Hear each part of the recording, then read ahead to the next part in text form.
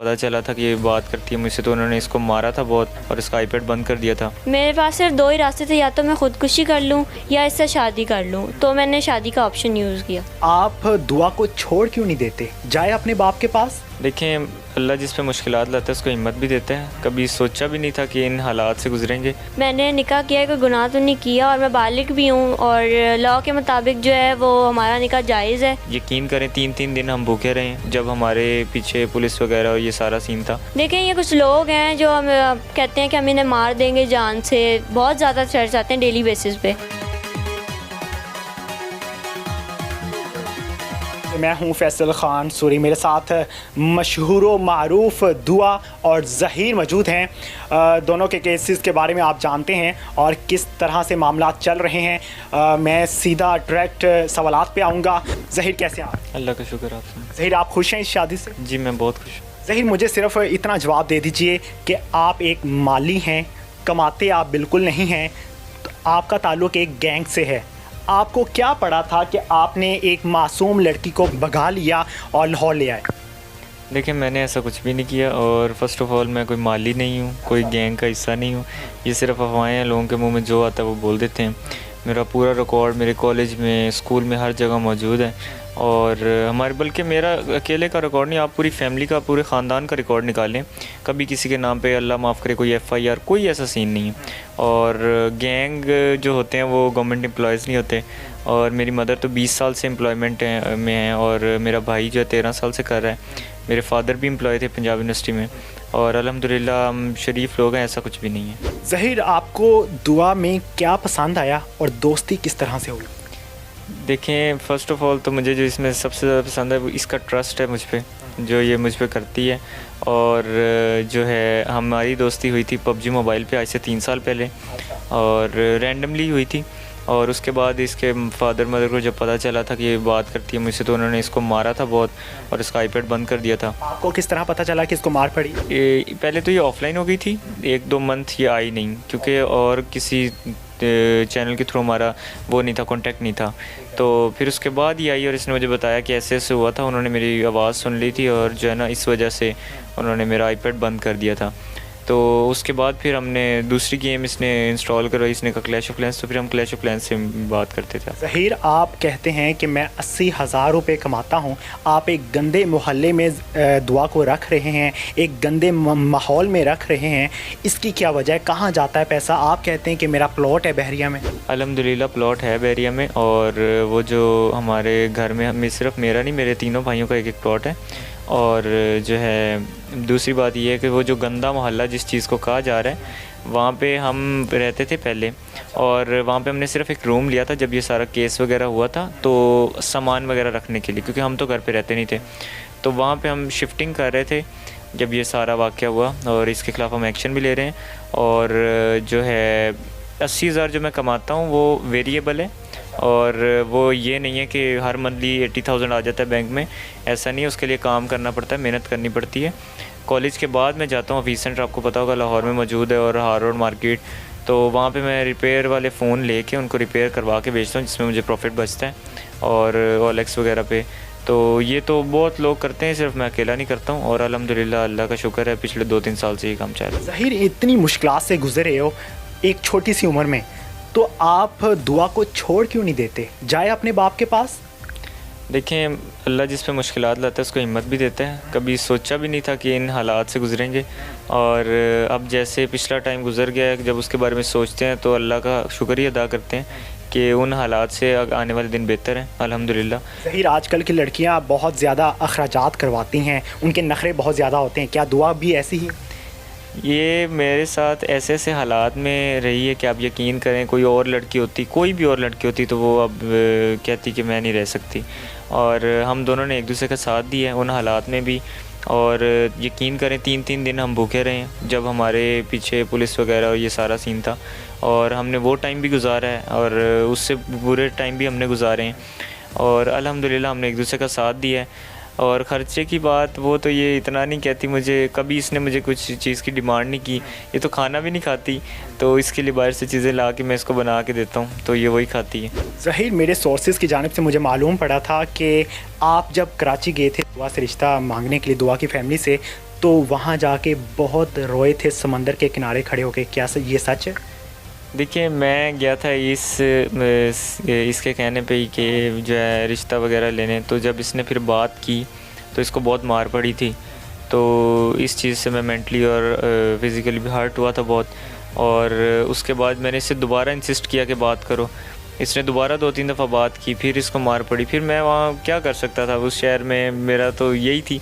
तो फिर मैं गया था वहाँ सीवी पे भी, और बस 1-2 दिन हम रहे थे और वापस आ गए थे। फिर मेरी मामा ने ये कहा था कि तुम यहाँ बिला वजह बैठे हो और हमने भी जॉब वगैरह पे जाना होता है, और जो है तुम वेट कर लो, उसको टाइम दो, वो कुछ साल और ले ले, अभी कौन सा तुम्हारी उम्र है, तो जो है ना वो अपने घर वालों को मना ले, हम दोबारा आ जाएंगे। तो फिर हम वापस आ गए। ज़हीर, आप एक गरीब घराने से ताल्लुक़ रखते हैं। आपकी वालिदा ने, आपके भाई ने ये नहीं कहा आपको कि दुआ आई है, चलो गलती हो गई है, वापस भेज दो, हम इन मामलात में नहीं पड़ना चाहते? देखिए, ये तो मैंने भी इसे कहा था, और मेरे घर वालों ने भी जब ये आई थी तो उन्होंने ये नहीं कहा कि इसे फ़ोर्सफुली इसको वापस भेज दें। उन्होंने कहा कि पूछें इससे ये क्या चाहती है। जब मैंने इससे पूछा, इसकी बात करवाई उनसे, तो उन्होंने यही कहा कि जब उन्होंने देखा कि इसके घर वाले इतने स्ट्रिक्ट हैं कि इसको मारते हैं, पीटते हैं बहुत ज़्यादा, तो फिर उन्होंने कहा कि इसको मार देंगे वो जान से, तो इससे बेहतर यही है कि इससे निकाह कर लिया जाए। बिल्कुल जी, आपने जाना ज़हीर का मौक़िफ़, और आप दुआ की जानिब बढ़ते हैं। दुआ कैसी हैं? मैं ठीक हूँ। दुआ, आपकी स्माइल से लग रहा है कि आप बहुत खुश हैं ज़हीर के साथ। जी ऐसा बिल्कुल है, मैं बहुत ज़्यादा खुश हूँ। दुआ, आपके पेरेंट्स ने आपको पैदा किया, ऐसा ही है? जी। आप अपने पेरेंट्स पे इल्ज़ाम लगा रही हैं कि उनको नहीं मालूम कि आपकी उम्र असल में क्या है, क्या सब कुछ आपको ही मालूम है? मैं इल्ज़ाम नहीं लगा रही, मैं सिर्फ ये कह रही हूँ कि उनको मालूम है कि मेरी उम्र 17 साल है, लेकिन वो फिर भी सबसे शुरू दिन से झूठ बोल रहे हैं। झूठ बोलने की वजह क्या है? देखिए, वो चाहते हैं कि मैं ज़बरदस्ती उनके पास आ जाऊं और वो मुझे मार दें, क्योंकि मुझे पता है कि वो पहले भी मुझे मारते थे। और अब मार देंगे तो वो ही जेल में जाएंगे ना, आप तो नहीं जाओगे? लेकिन उनकी अब इज़्ज़त पे आ गई है ना, तो वो यही करेंगे कि मुझे मार देंगे अब तो लाजमी। और उन्होंने मुझे पहले भी धमकी दी थी कि जो है, मैंने इसकी बात की थी तो उन्होंने कहा था कि अब ऐसा कुछ पता चला तो हम तुम्हारा गला दबा देंगे। आपको अपने बाप से नफरत है या अपनी माँ से भी नफरत है? देखिए, मुझे जो है ना दोनों से है, क्योंकि वो शुरू दिन से जानते थे कि मैं कहाँ गई हूँ, क्यों गई हूँ, किसकी वजह से गई हूँ। मैं आपको पैदा किया, आप उन्हीं से नफरत करती हैं? देखिए, मैं ये नहीं कह रही कि मैं नफ़रत करती हूँ, लेकिन मुझे दुख इस बात का है कि वो झूठ बोल रहे हैं। उन्होंने मेरी लेटर का भी झूठ बोला कि मैं आने से पहले लेटर लिख के आई थी, मेरी उम्र का भी वो झूठ। लेटर पे क्या लिखा हुआ था? लेटर पे मैंने ये लिखा था कि आप पहले मान जाते तो मुझे ये हरकत ना करनी पड़ती, आपने ही मुझे मजबूर किया है सब करने के लिए, इस वजह से मैं जा रही हूँ। सब कुछ मालूम था आपके अम्मा अब्बा को कि आपने इसी से शादी करनी है? जी, उनको मालूम था। मैंने उनसे कई दफ़ा इसकी बात की थी कि मैं इससे शादी करना चाहती हूँ, और उन्होंने मुझे मारा था। अभी आप ज़हीर के साथ रह रही हैं जिस जगह पे, आप समझती हैं कि वो जगह मेरे लिए बेहतर है? जी, मैं बिल्कुल समझती हूँ कि वो जगह मेरे लिए बेहतर है। कब तक ज़हीर का साथ दोगे? हमेशा, जब तक जान है। आपके वालिद मोहतरम ने कहा है कि अब मेरी बेटी वापस आने वाली है कराची, क्या ये हकीकत है? देखिए, ऐसा कुछ भी नहीं होगा। मैंने निकाह किया है, कोई गुनाह तो नहीं किया, और मैं बालिग भी हूँ, और लॉ के मुताबिक जो है वो हमारा निकाह जायज़ है, ठीक है। और कत्ल तो हमने किया नहीं। कितना पढ़ा हुई हैं? मैं 3 साल पहले जब कोरोना आया था उस वक्त 7 में थी, तो कोरोना की वजह से स्कूल बंद हो गए, तो मेरे पेरेंट्स ने कहा कि अब स्कूल जो है हम नहीं तुम्हें भेजेंगे, जब ख़त्म होगा फिर भेजेंगे, लेकिन उन्होंने भेजा नहीं। क्या वजह थी स्कूल ना भेजने? अब ये तो वही जानते हैं कि वो क्यों नहीं मुझे भेजते थे स्कूल। आपकी बहनें जाती थी? नहीं, वो भी नहीं जाती थी, उनका क्यों? एडमिशन हुआ था, लेकिन वो भेजते नहीं। उनकी उम्रें क्या? एक जो है वो तकरीबन 8 साल की है और एक 2 साल की है। आपके अम्मा अब्बा आपको बहुत तरसी हुई आंखों से देखते हैं, आपको तरस नहीं आता अपने माँ बाप? देखें, तरस की बात तो दूर की बात है, क्योंकि जो है ना, अगर वो ये सब झूठ ना बोलते तो क्या पता आ ही जाता, लेकिन उन्होंने इतने झूठ बोले हैं कि मैं उनको याद भी नहीं करती। माँ बाप इतना तशद्दुद करते थे आप पे कि आपको इतनी नफरत हो गई उनसे? वो मुझे छोटी छोटी बातों पे मारते थे। जब उनको मेरी और इसकी चैट मिली थी, जब उनको पता लगा था, तो उन्होंने मुझे बहुत मारा था। कि चैट कैसी थी? चैट जैसे नॉर्मल करते हैं वैसी चैट थी। प्रपोजल थे उसमें? इतने नहीं थे, लेकिन सिर्फ उन्होंने चैट देखी थी तो उन्होंने मुझे बहुत मारा था कि मेरी नेक पे जो है निशान पड़ गए थे ज़ख्म के। और लड़के से भी आपका राब्ता था? नहीं, सिर्फ इसी से बात करती थी मैं। गेम के दौरान आप इससे बात करते जी, तब पबजी भी खेलती थी मैं। आपके वालिद मोहतरम कहते हैं कि जब ये गेम खेला करती थी मैं इसके पास रहा करता था, लेकिन ये किसी और से बात नहीं करती थी, ना चैट किया करती थी, ऐसा है? वो अपना काम जो करते थे, वो एक रूम में उनका कंप्यूटर है, वो बस वहीं पे रहना, दूर बैठना, लेकिन मैं जो हूँ वो अपनी गेम खेलती थी मोबाइल पे और पबजी वगैरह, इसके साथ हर वक्त चैट होती थी मेरी 24 आवर्स। जब आप भाग के आई हैं कराची से लाहौर, तब आपका ज़हीर से रब्ता था? नहीं, मेरा इससे कोई राब्ता नहीं था। जब मैं घर से आई हूँ तब भी मैंने उसको नहीं बताया, ना रास्ते में कोई भी राब्ता नहीं। इतना कॉन्फिडेंस था कि मैं सब कुछ कर लूँगी? देखिए, कॉन्फिडेंस दूर की बात है, मैं मजबूर हो गई थी। मैं चाहती थी कि मैं बस इसके पास पहुंच जाऊं। मेरे पास सिर्फ 2 ही रास्ते थे, या तो मैं ख़ुदकुशी कर लूं या इससे शादी कर लूं। तो मैंने शादी का ऑप्शन यूज़ किया। जब आप लाहौर पहुंची, सबसे पहले मुलाकात किससे हुई थी आपकी? सबसे पहले मैंने इसी को जो है, वहाँ पे लड़कियाँ बैठी हुई थी, उनसे जो है रिक्वेस्ट की कि मुझे कॉल करने दें, मुझे एड्रेस। दिन अतवार का दिन था, अतवार के दिन लड़कियाँ क्या कर रही थी वहाँ पे बैठी हुई थी? अब मुझे ये तो नहीं पता कि वो क्या कर रही। यूनिवर्सिटी की लड़कियों का जिक्र कर? जी, वहाँ पे बैठी हुई थी यूनिवर्सिटी की लड़कियाँ जो हैं, उन्होंने मास्क नीचे किया हुआ था लेकिन हिजाब करके वो बैठी हुई थी। उधर 3-4 लड़कियाँ बैठी हुई थी। तो मैंने उनसे रिक्वेस्ट की कि मुझे कॉल करने दें, एड्रेस नहीं पता मुझे। तो उन्होंने कहा नंबर डायल करो। मैंने नंबर डायल किया। फिर उन्होंने कहा कि कोई बाजी आई हुई है इसको, कि बात करना चाहती हैं। तो फिर मैंने आगे से बात की इसको कि मैं यहाँ खड़ी हूँ, इधर आ जाओ। आपको इस बात पर यकीन है कि आपने कब्र में जाना है? जी, मुझे यकीन है, एक ना एक दिन तो मैंने जाना है। सभी इंसानों से गलतियाँ होती हैं। जी, गलतियाँ। आपसे गलती हुई? जी, मुझसे भी गलती हुई है और मैं अपनी गलती। माँ बाप से भी गलतियाँ हुई? जी बिल्कुल, उनसे भी हुई हैं। आप उन्हें माफ़ कर देंगे? मैं तो उनको माफ़ कर दूंगी, लेकिन मैं ये चाहती हूँ कि वो मुझे भी माफ़ करें और ज़हीर को एक्सेप्ट करें। जितनी वो मेरी रिस्पेक्ट करते हैं वो इसकी भी करें। अगर वो इसकी भी रिस्पेक्ट कर लेते हैं तो आप अपने पेरेंट्स के पास जाएंगी? देखिए, अभी तो हमारी जान को ख़तरा है और अभी हम नहीं जा सकते वहाँ पे। अगर वो सुलह करते हैं तो ठीक है। थ्रेट्स कौन करता है? देखिए, ये कुछ लोग हैं जो हम कहते हैं कि हम इन्हें मार देंगे जान से। बहुत ज़्यादा थ्रेट्स आते हैं डेली बेसिस पे। जी, और अभी तो हम वहाँ नहीं जा सकते। हमारी जान को किसी सूरत में नहीं जाऊँगी। तो कुछ टाइम गुजरने के बाद जब हालात ठीक हो जाएंगे बिल्कुल, फिर हम सोचेंगे इस बारे में। दुआ, आपको ग्लासेस लगी हुई?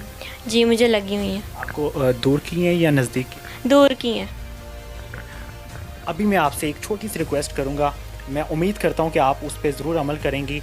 आप दोनों इस टाइम पे अपने कान पकड़ेंगी, दोनों पकड़ेंगे और अपने वालिद से, अपनी वालिदा से, आप अपने ससुर से और अपनी सास से माफ़ी मांगेंगे और ये कहेंगे कि हमें माफ़ कर दें, हम छोटे हैं, फिर भी हमारे से सुलह कर लें और हमें खुशी के साथ जी लेने दें।